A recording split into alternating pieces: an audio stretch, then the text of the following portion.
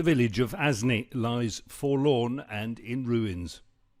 Its mud brick, stone and wood buildings no match for Friday's earthquake.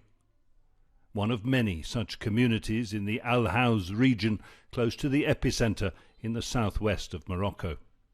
Barely a structure remains untouched. It is here in the high Atlas Mountains that the earthquake has been most devastating and deadly. There are a lot of blocked roads, a lot of people can't find their parents, and a lot of people are still under the rubble. People are still searching for their relatives. Everything went down on them. The mountains, their homes, you can't really go through. They are still clearing the roads. As frantic efforts continue in a race against time to find survivors, for some it is too late. In the village of Moulay Brahim, Hussein Adneh collects basic supplies for his family in what remains of his home. Nearby, he recalls neighbors who did not survive. There are still people buried here in this house. They didn't get the rescue they needed, so they died. I rescued my children, and I'm trying to get covers for them and anything to wear from the house. Funerals take place in the searing late summer heat.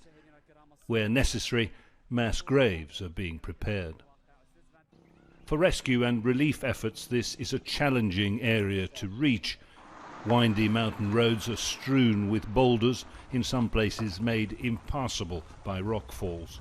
Most casualties that we experience are in the mountain area. And as you know, the mountain area is not very accessible. And people are living at the top in the mountains. The government are making all what it can to rescue the people, but it is very difficult to reach out to them. Since the winter season is about to start, people have lost their houses. We need all support to be coordinated in order to help this population. Amid criticism on social media that the government should be allowing more foreign help in, a formal request for international assistance has finally gone out more than 36 hours later, and experienced search and rescue teams, initially from Spain, are on their way. Complaints here too about the lack of a formal government response to help people living rough in city squares in Marrakesh. After a night sleeping in the open air, the stoicism of those who say that all this was God's will is turning to anger. A crowd protesting that the government should be doing more to help them. The centuries-old market city of Marrakesh has been spared the worst of this disaster, but here too, in the ancient alleyways of the Medina, homes and shops are damaged, lives and livelihoods upended, and tempers on edge. Jonah Hull, Al Jazeera, Marrakesh. Now, the World Health Organization says 300,000 people have been affected by the quake. That will require massive international aid efforts, which are on their way to Morocco. Our correspondent Stephanie Decker has the details on a delivery that's heading to Morocco from Qatar.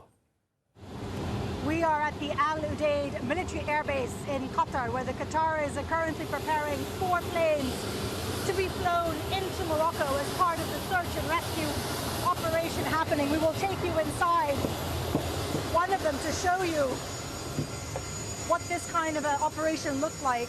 Qatar, just one of many countries that have pledged help to Morocco in the aftermath of this devastating earthquake.